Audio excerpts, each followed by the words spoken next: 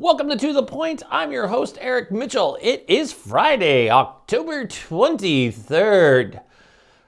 Whew, it's been a week, right? This has been a week. It's a long week. We waited, and we saw it last night. The Giants and Eagles again. Oh, wrong place. I thought it would be funny to lead with that. That was a heck of a game. I don't know if you caught it. I guess there was something else on. We're going to talk about it. But great game last night. Just amazing. Matt's Eagles pulled that one out after an imaginary ghost tripped the New York Giants QB on a wide open run that nobody was near him on. Somehow he found a way to fall down. Oh, if you don't believe me, watch the replay. It's quite entertaining. But last night we had the second and final presidential debate. Remember, there was supposed to be three. They turned into town hall meetings after Trump had COVID, was miraculously cured. And as he said last night, he's immune. Now, let's be fair. There's a lot of weirdness in that debate. It was an actual debate. The mute button won. And Kristen Welker, you were the true champion last night. You kept two adult babies in line. And you did an amazing job after you were trashed by Fox News, as typical. If it's a female and she's brown, hell yeah, Fox. It's going to be like, let's find something to pick on about her. You did a great job last night, Kristen Welker. Hands down, just an amazing moderator. Just did great. I can't say enough good things about her. So the debate was interesting. Trump was on his better behavior. Near the end of it, he kind of started losing it. Lots of facial gestures, but Biden did the same. Biden stumbled and bumbled and fumbled his way through it. He started off really strong, but at a debate like everything else has 4 quarters in it. And I think he failed near the end. I'm going to be honest. It was a real debate, but neither one of them answered questions. Now, and what the hell happened this week? We have a lot to cover. We have the presidential debate. We have this week in everything crazy. We have the nomination has now gone from the Senate. Now we'll go to their vote because the Senate committee approved. Like we thought that wasn't going to happen. We have the election less than 13 days away. We have the final presidential debate. We've got Hunter Biden on a computer. We've got the Borat movie with creepy Rudy Giuliani and a 15-year-old. We've got a lot of crazy things going on. That's why we've now coined our Friday shows, what the hell happened this week? And that's what we're talking about this week in October. And again, today is Friday, so we're excited about that. We do have a good guest. We're going to talk about Hollywood and what stars are doing and folks who are in full-length features before. Our guest today was in 5 films in 2019. Still filming things, but kind of trapped in LA now as filming is slow to get back. Kind of like schools and everything else, the film industry is struggling a bit. So our guest today, Ignacyo Montoya, will be on, and he's going to share a lot. Now, this guy's been in a little bit of everything. Luke Cage, for you folks who are Marvel fans. His IMDb is amazing. Wait till you see him.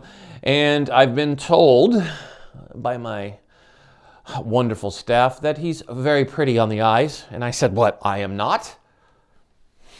See the respect I get around here? None. So before we get to Ignacyo, let's talk. Let's sit down and talk about what happened this week. Why things go flying off while we're recording. That's great. It's real. It's TV. That's what we do. So this week, it started off as any week we had different things going. We had the NFL football season still underway. The World Series started. It was a very normal week. We had the debate. Everybody's going there. We had Trump at a ton of rallies. Biden was holed up at his house preparing for the debate.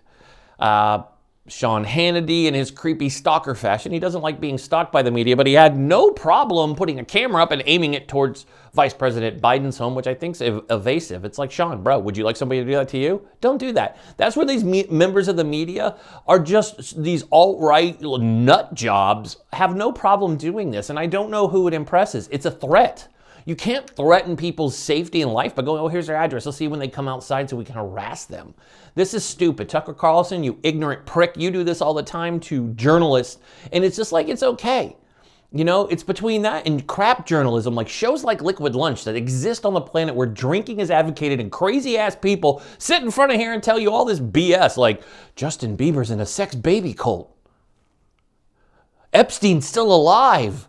We have a psychic that said it. That is not TV. That's not reporting. That's some freaking hack. Don't get me started. It's like having original thought. People should actually try having original thought, and the right struggles with it. Now, the alt-left does too, but the right struggles with it more, and they come after everybody, because I will say it, I'm a registered independent, folks. There, the secret's out. 13 days before election, I let you all know I'm a registered independent, not a liberal, not a conservative. I was a Republican. I was. Shocking, I know, a military man that was a Republican, but I was disgusted by the Republican Party, the way that they don't give two shits about anybody of color. They do not respect women. It's an old school boys club that's disgusting and doesn't want to make change. In fact, laughs at change. And I don't want to be a part of that. So I'm proud to say that I've been an independent for a number of years because I like to think on my own. See, I'm pro-cannabis. I think cannabis is one of the best things that we have on our planet. The fact that it still is a Schedule I drug shows you that big tobacco, just like pharma, still runs the show. When we have racist pieces of shit like Mitch McConnell from Kentucky controlling everything. That guy needs to go. He can also take his Democratic buddy, Schumer, and Nancy Pelosi, who they've all served way too long. They all need to go because we need new, fresh blood. That's why I thought Amy McGrath in Kentucky had a real shot. Something in the water in Kentucky causes them to vote for this Ku Klux Klan wearing idiot who doesn't know anything and is in cahoots with Moscow. That's why they call him Moscow Mitch. So last night, we had the second presidential debate, and you all know the rules. Mute button. Everybody got 2 minutes to talk without being interrupted. 10 seconds seemed to feel like 30 a lot. Like, I don't know who was counting the 10 seconds. That was a different 10 seconds than the way I was like 10 seconds. So how do I recap this debate? One, the president is a liar. Like, outright just makes up things as he goes on. It's like watching him is like going and buying a car in the 90s. So let me tell you that this is blah, blah, blah. It's all, dude, you just make up crap as you go along. You don't do any of these things. Now you care about the troops. You've never cared about the troops. You're a coward. None of your children serve. None of them even come close. None. They're too hopped up on cocaine, freaking rattling off something on Fox because it's the only damn network that'll put them on, sitting there rattling off about how great their daddy is. Look, I get it. You're supposed to stick up for your father. But if your father's a dirtbag loser, then you should probably say, like, dude, totally, dad. Like, 4 years, it's cool. You know, Trump did admit he wasn't planning on winning. We all knew he wasn't planning on winning in 16, but Hillary Clinton was so unlikable. For even like me as an independent, I was like, so there's not a good third party person. And for the record, I voted for The Rock and General Mattis. Just so everybody knows, that's what I wrote on my ballot. I have no shame in my game. I wrote them in, and I don't even feel bad. Not one iota of badness, because I was like, it didn't matter. Hillary had a ton of votes anyway. She smoked Trump when it came to that, but he won because of the Electoral College. So that's how that happened. So that's where the debate was a hot mess. They debated each other, but nobody answered the question. How are you going to cure corona or fix the coronavirus problem in America? Neither one of them really gave an answer. Biden gave a better answer than Trump's standard, America's great, our economy's great, we're going to have a vaccine soon. Couple weeks. Weeks and weeks. Well, weeks could be anything. 52 weeks from now is a year. So weeks is a bullshit cop-out that he once again did. That, folks, isn't answering questions. That's why he didn't get my vote this year. Because you can't dance around the questions. At least come up with something. Tell me something. Don't tell me lies. Tell me sweet little lies, because that's Stevie Nicks and Fleetwood Mac. What I want them to do is I want them to look at the camera like Joe Biden did last night and say, hey, this is what's going on in America. Face it, there's a COVID spike in America. And it's not a little spike, it's big. The Las Vegas Raiders possibly could have their entire O-line infected with COVID-19 right now. What would happen with that? Another football game could be affected. These guys have no clue. Then they brought up small businesses in America. You know, the mom and pop shops. You may own one as you're watching this show. You may watch this show because we do put big business owners on our show to talk about how your business can be helped. What did both of these guys do last night? They didn't make me feel any better. Again, reminded me we need a third party. We need somebody strong to be the third person because both of them just counter each other. It's like zeroing each other off, and we end up killing each other over it, yelling at each other on social media. Neither one of them answered the question. How are they going to fix when we have the problems we have? We're going to run into a problem where we have mass evictions across our country when landlords decide that they're no longer going to follow what the law says and attempt to do it. They're doing it everywhere. Apartment complexes don't care. Do you think they change and play by the rules? Ladies and gentlemen, newsflash, no, they don't. They don't care. They want their money. They don't care if the contract you signed was 2 years ago and you're in the middle of COVID and you're trying to be responsible and finding roommates and you can move out and save dollars because you can't guarantee that you're going to have a shift. But nobody cares. The president, the stimulus package sits, but we rush somebody through the Supreme Court. Our priorities are all out of whack because the two parties hate each other. They don't get along. They don't want to fix America. They want to drive America to be one or the other. And we're not built that way. We're not. And I think that's why hatred and racism in America today is so prevalent. Because you either have to be one or the other. And if you are independent and you're a free thinker, you are attacked. Attacked. Nothing more, nothing less. And you guys know it. It's hypocritical because Trump supporters told us 4 years ago, I can't put that I voted for Trump because I will be attacked. Well, how do you think Biden voters feel when people say I voted, why would you do that? He's in the basement. Is that all you have? Is he really in a basement? Are you sure? Because your dude goes and hid in a bunker and gassed innocent Americans who are exercising one of their constitutional rights that your president put somebody up with 3 years experience as a Supreme Court nominee, and she didn't even enlist protesting as one of your God-given rights as an American citizen. But she made sure, Second Amendment, you got your guns. Look, what the... she's unqualified. She's a cult member. She's ultra... I'm Catholic. She's over the top. We don't follow... You think I follow these rules? Trust me, I have a foul mouth. I am not like the altar boy. Well, I mean, it was, but I'm not. It's me. This is who you see. The way you see me here is how I am. There is no other ifs, ands, or buts. They're not like, well, I wonder if Eric's different. No.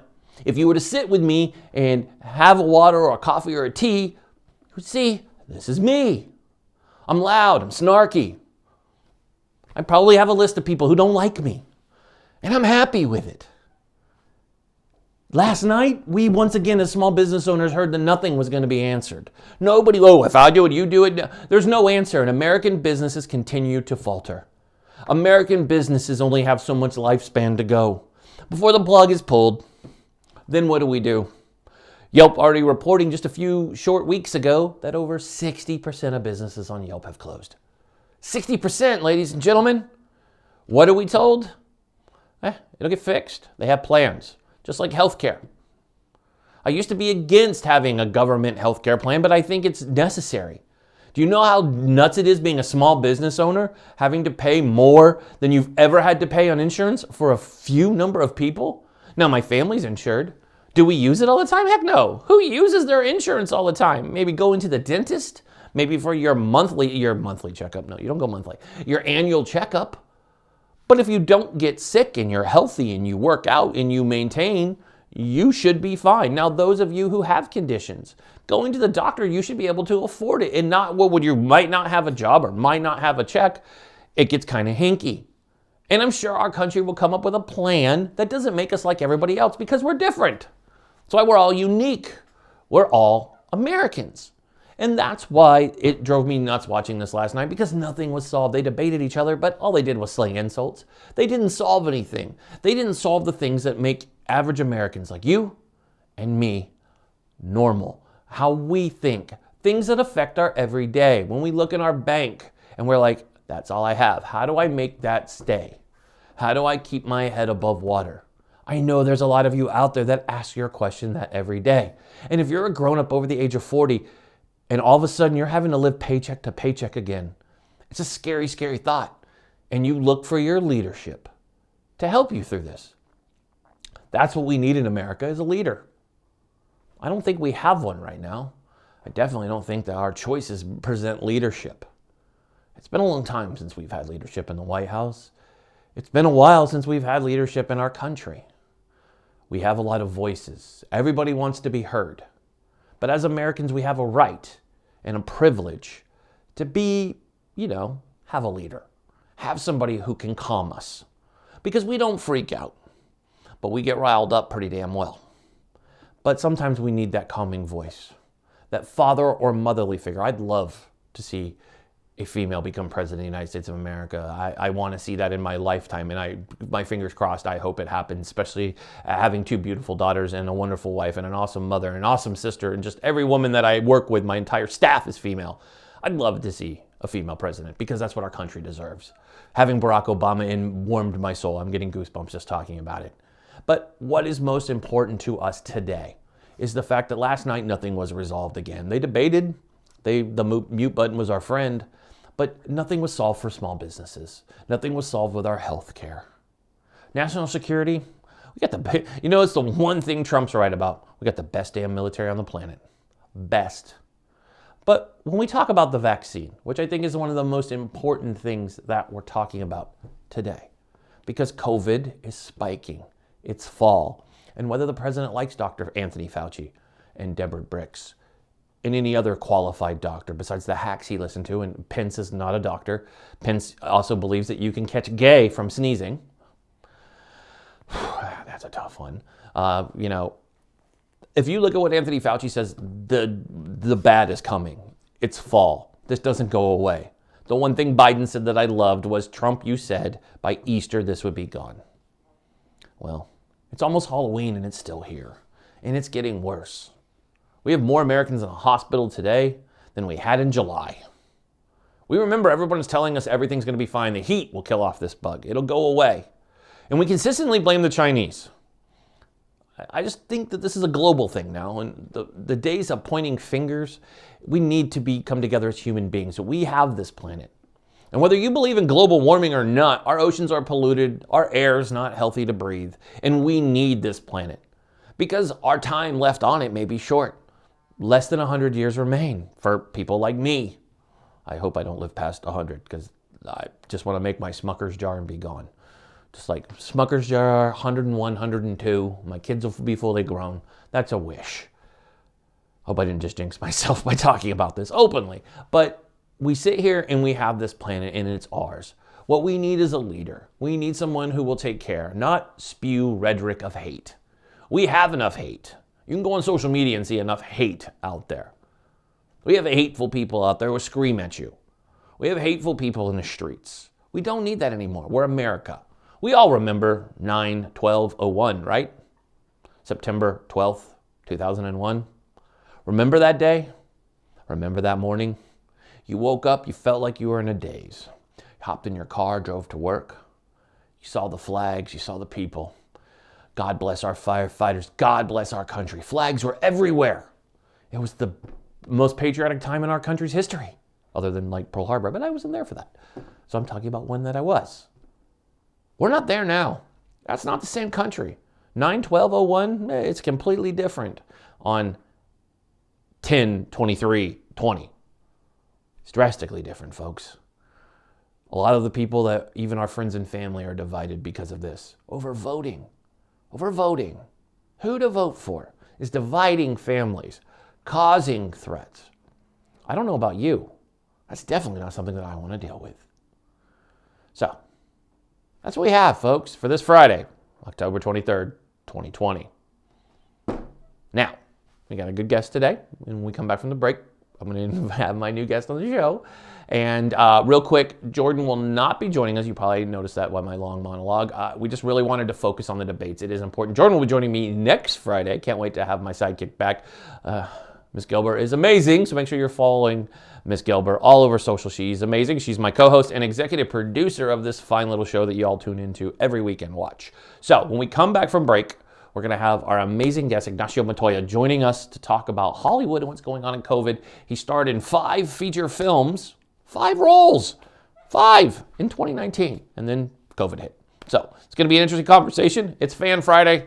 We love you guys. Thanks for my little rant. Make sure you vote on November 3rd. If you are able-bodied, if you need to volunteer to make sure you can be at these polling centers, we'd love to see you there. It's important. Make sure you go out and vote. Vote some more. I don't care who you vote for. Just vote. It's your American right. Make sure you go out and vote. When we come back from break, we've got today's guest.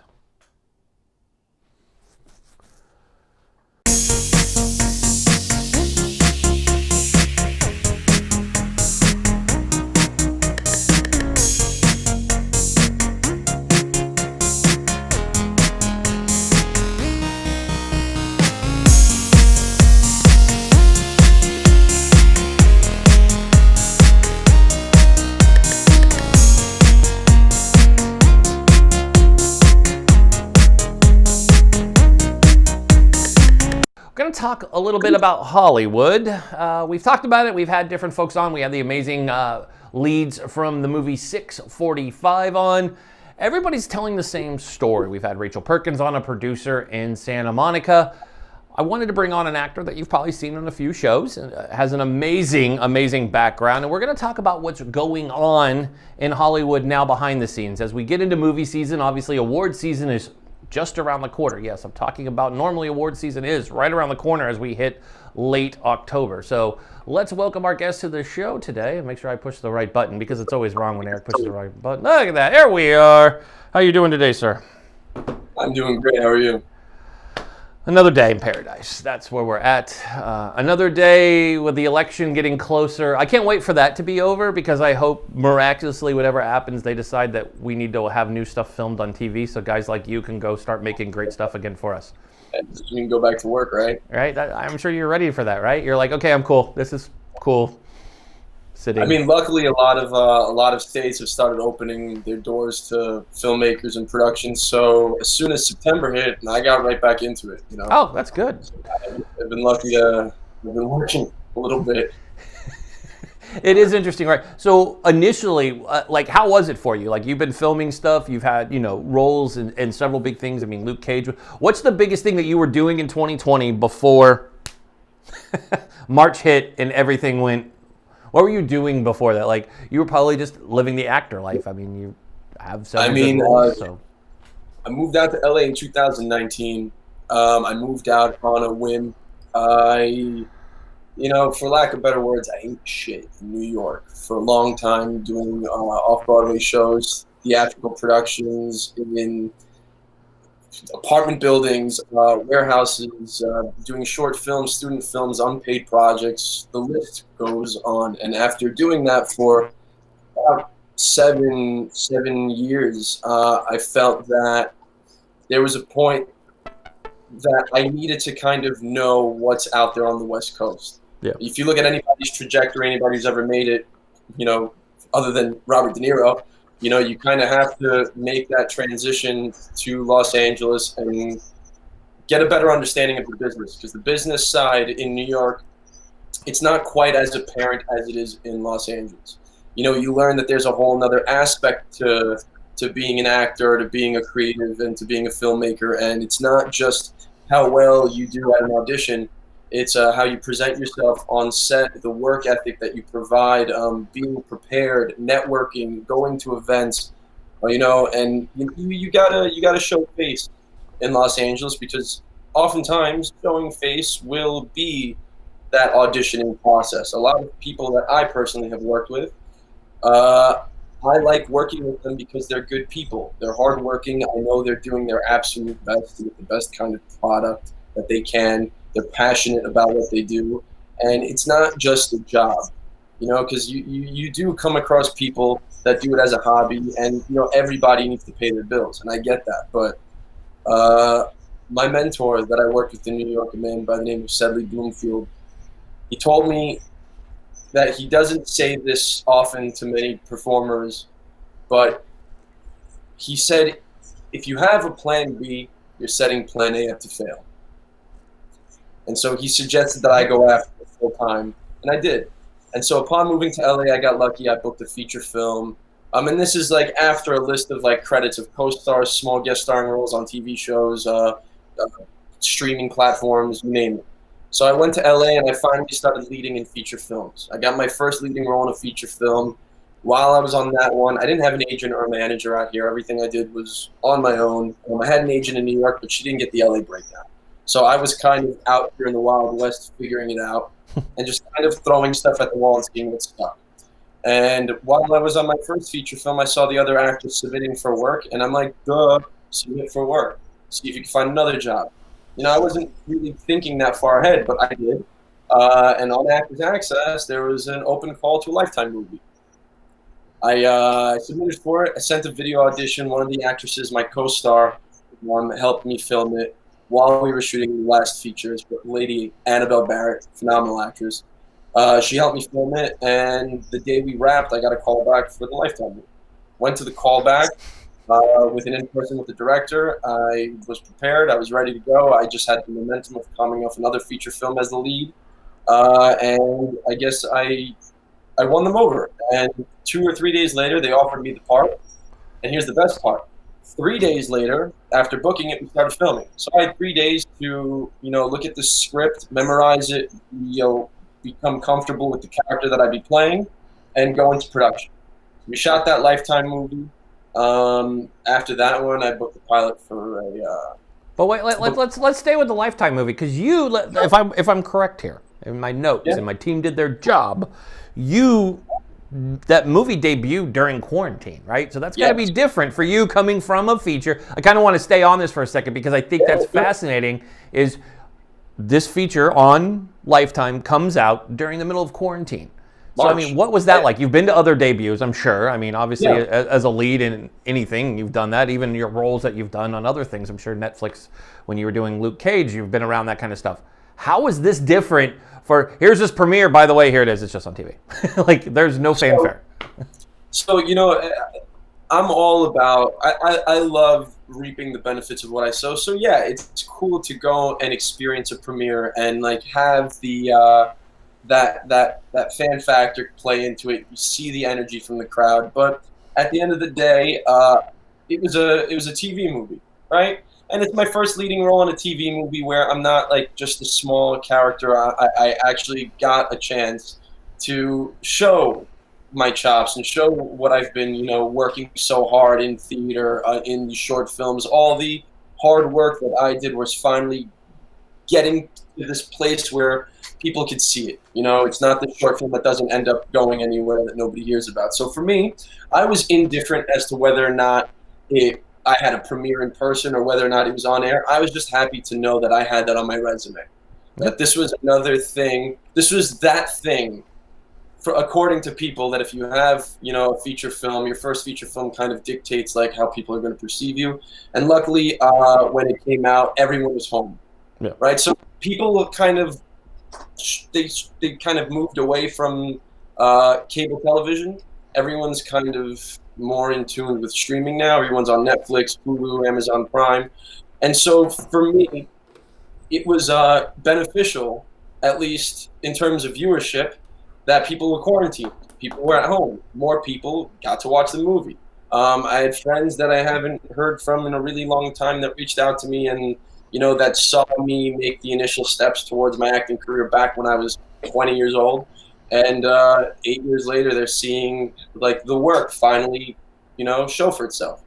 And for me, I mean, I wish we could have a premiere. I wish I could walk that red carpet and take photos. Cool, great. But I never got in this for the fame. I got in this because I loved it. And any actor that does do it for that reason will tell you that you kind of have a set of blinders on. And you just keep focusing on what's next. You're never quite satisfied with the performance. You're never quite satisfied with what you're doing. You're always looking for a way to make it better. So for me, it was a great experience. I'm grateful for what I've given from it. And to be honest, so I'm from Europe. I was born in Poland. My family moved here when I was 3. I'm an immigrant. And my family in Poland, they knew about my career, but they never quite got to see anything, aside from the small things that I send them. And not too long ago, about a month ago, my aunt in Poland, one of my closest relatives, like another mother to me, was just swiping through the channels, and then she saw my face in Poland on HBO, which was kind of like surreal, on the Lifetime movie. So then then I found out it was playing internationally, and then you see it on Instagram because everyone starts following you, everyone starts messaging you, and I'm the kind of person I never wanted to be. So I've been that guy that like looks up to like a celebrity and like I'll message them. Why? I don't know. I don't think they're gonna answer me, but there's a little tiny bit of myself that hopes someone will be like, "Hey, hope you're having a great day. I saw your message. Thank you so much. I appreciate it." Yeah. So I hate myself for it, but I sit there and I go through all my messages. And for the people that are respectful and that reach out to me, I'll answer them and I'll tell them thank you for watching. So for me, it's a gratifying experience. That Lifetime movie was a gratifying experience that opened a lot of doors for me. I love it. Before you go, two things I want to ask you. We'll end on a high note, but we're going to ask a different question, just because I hear this from a lot of folks in your industry. Part of the big holdup with COVID, when it comes to acting getting back, is our friends in the union. Yeah. A lot of you SAG card holders, and for those of you playing at home, so that's Screen Actors Guild, for those of you who have no idea what we're talking about, but SAG actors, the unions are kind of making your guys' life a little difficult. If you want to go down that realm and just kind of share what's going on and what makes it difficult. We've had a couple people on to talk about it. I'd love to hear you, because you are the more high-level feature person we have. I mean, being in a Lifetime movie, you've been in a lot. I mean, your screen credits are pretty impressive. The fact that I went back before I watched it and hit Luke Cage up just to watch to see you in there, to be like, hey, I got to give him love. Now we'll see, folks, if he does follow me back on Twitter. I did give him. I'll do it right now. I did give him a follow on the tweets while he was talking. Just we're seeing. By the way, I have more followers. But I haven't been a feature in a movie yet, so I hate to say I have more followers. But anyway, so that's all we're talking about. But kind of break down what's going on with the union when it comes to you SAG actors. It sounds like you guys have there's a big gap between what's really happening, and the unions are actually delaying a lot of going back to work, where other states are shooting. Georgia is wide open, West Virginia is wide open. They're shooting. I mean, Tyler Perry's camp has been sequestered filming their shows in Georgia. A lot of people are going to Georgia to shoot a lot of things. I know people who are moving conferences to Georgia so they don't have to deal with all the games. So what's going on with yours? These are tight-knit circles of people, right? And as much as people, want to say that everyone has an equal opportunity, I will always, personally, if I have an audition or if I have a casting for something that I'm doing, I will always look at the people that I've come across in my journey getting here first before I go to strangers. So it's just how it works. You want to keep your circle tight knit. There's a lot of people that are trying to do it, and there's a lot of people that are doing it. And you can tell what the difference is between wanting to be good and wanting to be famous, right? Fame is a product of being good, and that's what a lot of people kind of miss. And so to go back to this COVID question, it's hard now. It's hard, especially because the unions are, they're looking out for everyone's for everyone's safety. They're trying to watch out for your health and to put you first. But the problem right now is that our economy is very destabilized. People don't have the money that they used to, and to have to almost take a quarter or even a third of your budget and allocate that just to COVID prep it's hard enough to get money as is. If you're a big studio, right, that has a list of investors that are already comfortable with putting in money, that's a different story. You have people that will put more money because they know this is a protocol that they have to adhere to. So for example, big productions like Batman, they went back into production, but they went to London.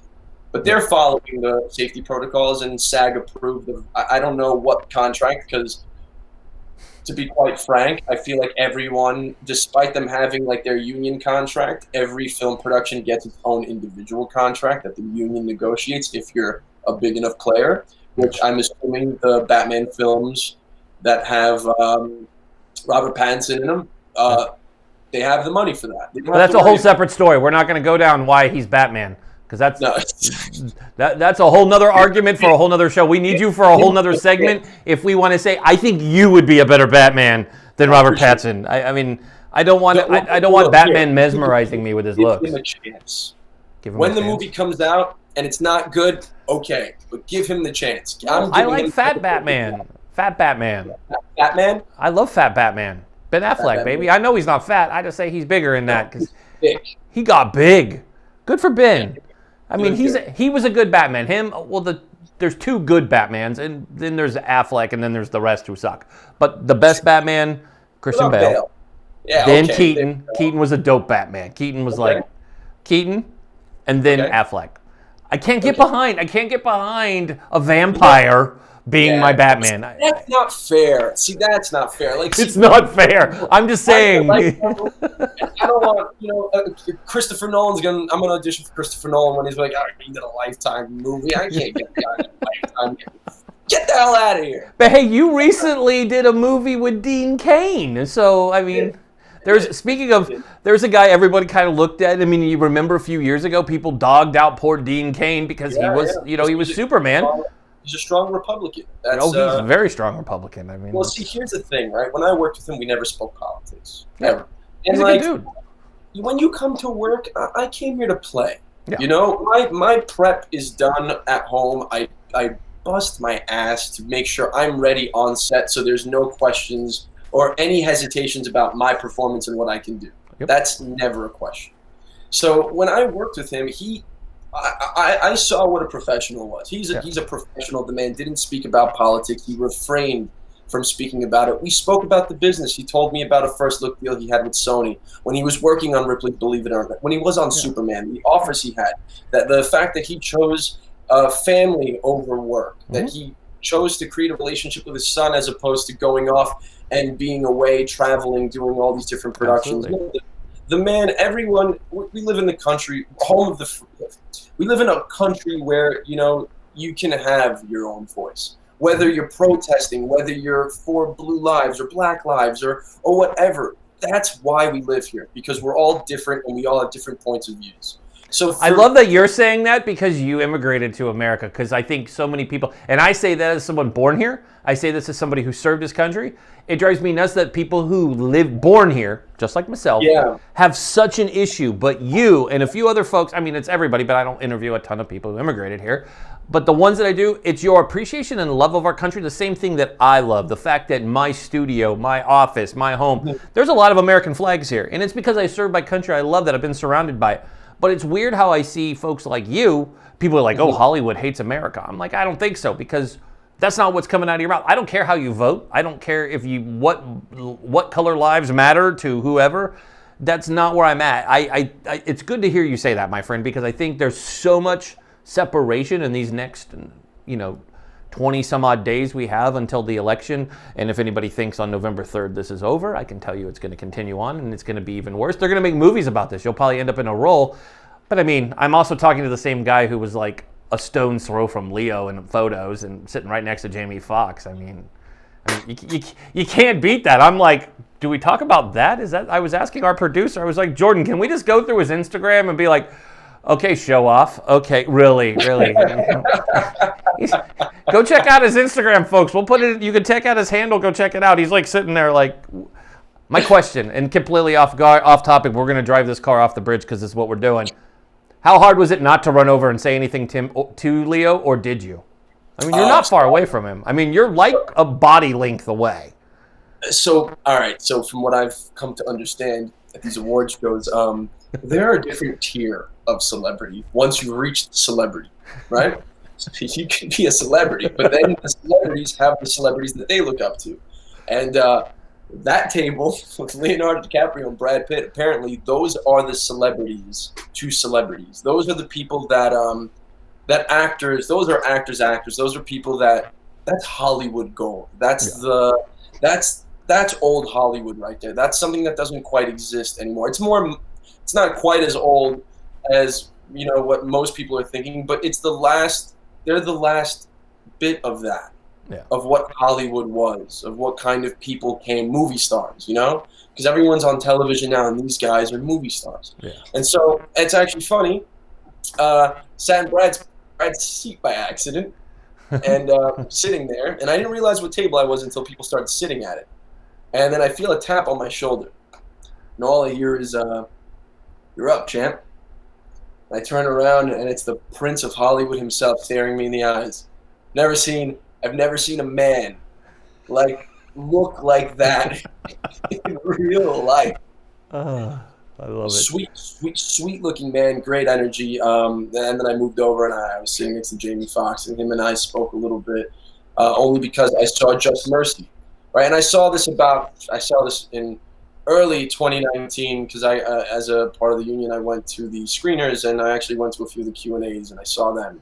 And I complimented on them. We exchanged names, and then him and I were scoffing at some of the people that were winning awards. It was fun. It was a really interesting experience. And that was the decade. That was the decade known as the beginning of 2020, long before we reached the pinnacle of Well, now. imagine that, right? 2019, I did 5 features back to back, right? Just moving to LA, leading in all of them, not quite knowing where they're going to go, because the Lifetime one, I didn't know it was a Lifetime one at the time. That's in hindsight, because once you make these films, then they get sold, and then they kind of end up on whatever platform. Yeah. So in hindsight, I did these movies, don't know where they're going. I get invited to go to the awards show by one of my friends who works on the production team. And I start off the year with a bang. I'm actually with my director who's editing with our editor in the other room.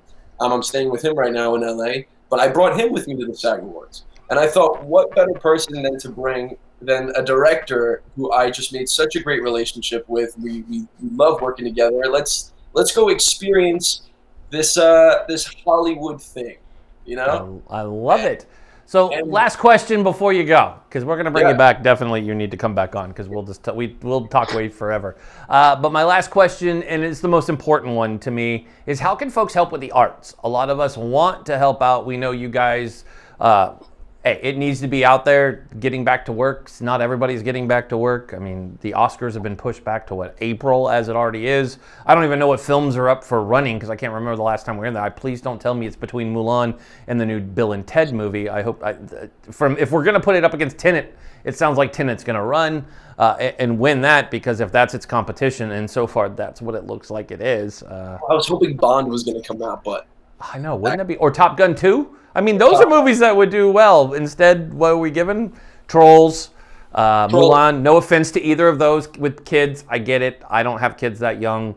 Mulan. Yeah, I've seen it. We've done it. You know, it's like the Lion King remake. Did we really need a Lion King remake? No, we don't. We don't need that again. We do have Mandalorian, which excites all of us. That Mandalorian's coming out. That is so wonderful that they filmed that and got that in the can. And I was talking to, who was I talking to? I interviewed someone recently, and we were talking about how great it will be that sat in post so long, and people really couldn't go anywhere. So the post-production of that will be on money. You know, nothing was missed in that. Did they film are they going to release all the episodes, or are they going to do it weekly again? They're probably going to do it weekly again. Thank God, because, man, I would eat that whole cake in one sitting. I mean, could you imagine? It's that. They're going to copy what ESPN did with Last Dance with Michael Jordan, right? That came out. Oh, I just finished watching that last night. Amazing. Right? Man, Michael Jordan is ruthless, but that's the kind of ruthless you need to be if you want to make it. Absolutely. I mean, we just saw LeBron James actually watch Last Dance. Right after he put on his 4th ring, he just watched Last Dance again. And it says so much, because Last Dance, I think, says a lot about 2020. It shows a lot of how studios are trying to adapt and get over things, because that was a documentary that wasn't supposed to come out till June. They dropped that in April, and it was what everybody wanted. And it was it's what we needed. We needed to see something well-produced, good soundtrack, amazing soundtrack, actually. It was great. Something that could take us away, though, you know? Yeah. Something that could just take us out of what's going on. So we need escape. Yeah, and next we're going to get a Kobe one. The Kobe one is in the works right now as we speak. That'll be difficult to watch. A lot of us were affected by Kobe's passing. I mean, even watching, I'm not a Laker fan, but seeing the Lakers dedicate what they did and seeing what LeBron recently said about Kobe after winning. Between those players and between the fans, that's something you don't see every day. No, it's going to be interesting. So to go back to my question, before my producer screams at me further, like, close the interview up. So that's what I have in my ear. They're like, Eric, do you know what rap means? I'm like, gifts.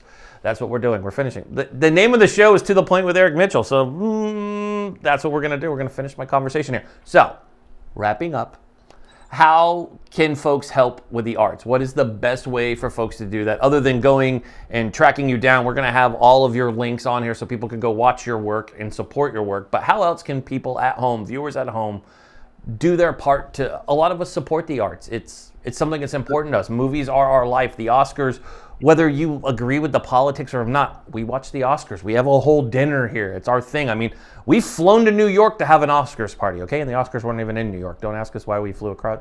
That's a whole nother subject. That's my mom. We'll blame her. Mom, your fault. But I mean, But I mean, the Oscars are fun. The SAG Awards are fun to watch. I've never been to one, but just looking at your photos alone, it's like, dude, that's pretty epic. I mean, it's an accomplishment. So, the same with the Golden Globes. It's another thing for me. I mean, those are amazing awards. You get to see amazing actors. And of course, you and I, before we started our interview, we were talking probably about one of the most memorable awards was Chadwick. I'm going to give Chadwick mad love right now. Chadwick with his speech to Denzel.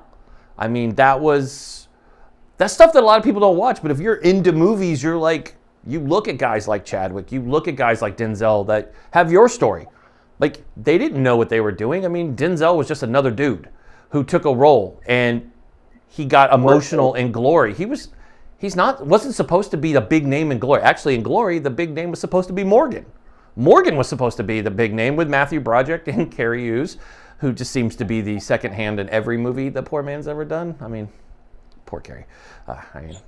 He's Robin Hood Men in Tights. That's his famous role. Great movie. That's his famous role. I mean, that's what he's doing. But to answer your question, we'll do the question. We'll go off on tangents. See, this is why we have to have you back, and we're going to do a full hour with you, just because we'll juggle and entertain. I think what people can do now is just support local artists. If you have a friend that's struggling right now, give them a word of encouragement, support their art, help share what they're doing. It's local artists that make it. Those are the people that work hard, the people that do it because they're dedicated and because they're passionate and because they love what they do. And not enough people get the validation for their work. So if you see an artist, go buy something on the street. Give them $1 for playing music on the subway. Or maybe just throw them a smile and tell them thank you. That was beautiful. That's all you need to do for artists. And if you can, go out and vote. Be a responsible American. Despite what side you're voting for, be a responsible American and participate in what's going on in our country and shaping the future. And that's about it. I love that. That you can't beat that. We're dropping the mic on that. I want to thank you, my friend, for joining us today. We're going to have you back. We'll have you back after Mandalorian drops, so we'll figure out we can grade that and talk about what you're doing. Are you working on anything right now before we go that folks should be tuning into and supporting? I just got off that Dean Cain biopic. We did a story that's based off of a man named Jonathan Hickory. He's a first responder who dealt with PTSD, alcoholism, and how he overcame that battle. I play Jonathan Hickory. He has a book out called Break Every Chain. If you guys want to check out what the film's going to be about, check out Break Every Chain by Jonathan Hickory, and look out for the movie Break Every Chain, starring myself and Dean Cain, directed by Tim Searfoss. Awesome. We'll make sure we put that in the link to have people go check out that book. Always want to support our first responders like we support our military out here. And that's one thing I will say about Dean Cain is I may not always agree with his politics, but I sure agree with the fact of how he treats first responders and the military. He is an amazing... I mean, you got to face it. There's a lot before you go. There are a lot of folks in Hollywood that I think are amazing when it comes to their support of our veteran and our first responder community. Of course, Dean's one of them. If we move up a few pegs, we could go to Tom Hanks and, of course, Steven Spielberg, who their love of World War II and anything veteran-related is amazing. Gary Sinise is always... I think he's the most famous guy who's never served but played a role in a movie that he'll forever be Lieutenant Dan. I mean, to all of us... Lieutenant Dan. I mean, he's just fabulous. I've met him several times, and he's just down to earth for a guy who... I mean, that's an iconic movie, Forrest Gump. That's a critically acclaimed film with critical acclaimed performances that are going to be etched in history forever. And look what he does. I mean, he is so selfless. Like, he stopped acting so he could work with veterans. Really? Slow that down and think about that. I mean, that's almost as nuts as being a Belushi and opening a weed farm in Oregon. Wait a minute. I'll tell you this, though. That did happen, and that's true, but his wife's number one things, you do know, Belushi's wife, when he sat his wife down and said, hey, we're moving from Los Angeles to Central Oregon, and I bought a cannabis farm. She's like, you're not quitting acting, right? I'm like, yeah. By the way, it's really good stuff that he farms. Really? Oh, yes. We'll have to go and sample some of that one. It's called Blues Brothers, shocking enough, I know. Interesting. It is. It's really it's great. It's a picture of his brother and Mr. Aykroyd on there. That's a whole nother subject we could talk about. Folks gone too soon in Hollywood. I know Jim was on talking about John. There we go. Try to figure out those two names. Say them fast. John was talking about Jim, and he said that if cannabis would have been legalized, he believes his brother would still be here today. And he said he believed that off a lot of them because people are working so hard. You got to look at the folks we lost on SNL, right? I mean, Chris Farley and all those folks. They got hyped up on life, but those guys were phenomenal comedians. I mean, we lost Phil Hartman. But anyways, I could go off on that tangent forever. But it's been great having you on the show. We got to have you back. Everybody else, you'll be able to find out all the information for today's guest down below. Scroll into CCTV. Scroll down. You'll see it right there. There's a link. Click on it. Make sure you give him a follow. And you heard him. You heard the guest. You heard him say he'll respond to you if you send him a DM. So keep it clean. Be nice. Be nice. Don't be mean. Don't be like, I saw your role and I wasn't a fan. I didn't like the way you stood. Don't be that guy. Yeah, that's my job. I'm going to send him that message. I don't know what. I'm just going to find something to bitch about. No, be honest. If you didn't like it, yeah, you got to tell me. I'll try to do better. But yeah, so we'll have our guest back, but we'll be right back after these messages. Thanks, everybody.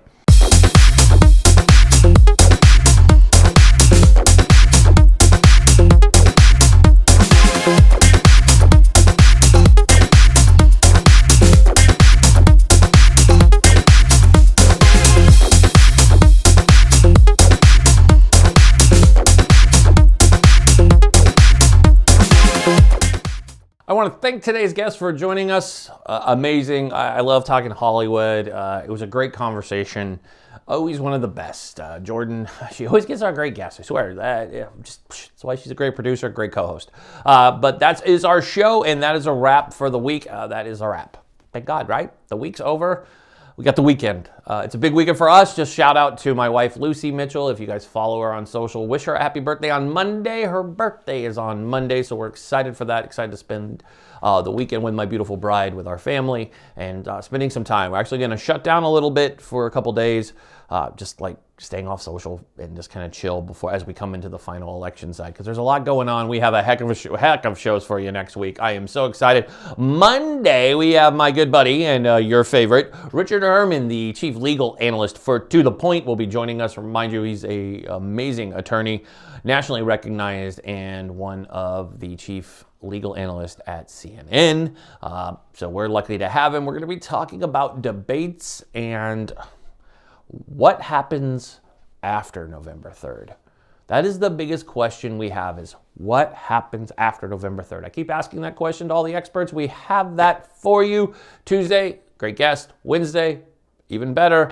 Thursday's a sports show. We're always excited to have that. We had Matt Hannaford last week. We might bring Matt back. Who knows? We have a whole bunch. I got actors and actresses that want to come on with us on that day. And of course, next Friday, my co-host and myself, Jordan Gilbert, joins the show for a fun show. Now, we do have some celebrity guests that will be coming on our show. We're excited to be booking. Montel will be joining us again. And the amazing and insightful, if you had a chance on Netflix to check out The Great Hack, Brittany Kaiser, who was the whistleblower for Cambridge Analytica, will be joining us before the election to talk about what's going on, and she has agreed to become an insider for our show to share any inside information that you may have or want to know. So if you're sitting around this weekend and it's raining or snowing or whatever it may be doing in fall in your neck of the woods, make sure you check out The Great Hack. It's an amazing insight into what the 2016 election does, and just keep in mind that the whistleblower featured in that movie, or documentary, it's not a movie, documentary, will be appearing on our show right before the election.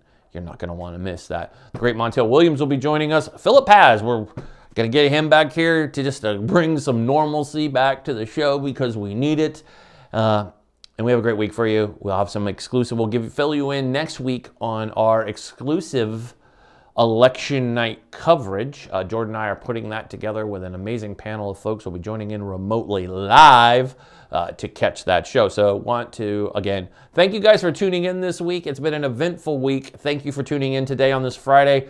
Go enjoy your rest of your Friday evening and your amazing weekend. Thank you so much for supporting our show. It means a lot. And again, if you know somebody or you want to be a guest on our show, make sure you email us at hello@tothepointtv.com. Now, if you have a complaint or want to give us a high five or kudos, we take those too. Again, email us at hello@tothepointtv.com. You can follow us on all social channels. Make sure to check us out on C-Suite TV, where every episode appears. And you can catch every segment on our YouTube channel. That's right, every segment lives on our YouTube channel. So you can go check out the guests without my long rants.